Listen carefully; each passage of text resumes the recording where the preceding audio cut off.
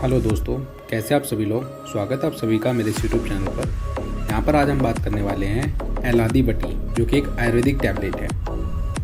यह गोली एक पित्त शामक है और कफ को दूर करती है। सूखी खांसी, छाती में कफ बैठ जाना, सांस लेते समय खांसी आना या विशेष तौर से सीने में या चेस्ट रीजन में तकलीफ होना, और जिससे कि छाती में और सिर में दर्द होता है, इस सभी कमजोरियों को, इन सभी परेशानियों को दूर करती है। इसकी एक एक गोली या दो दो गोली सुबह शाम या तो चूस कर खा लें या दूध के साथ ले लें।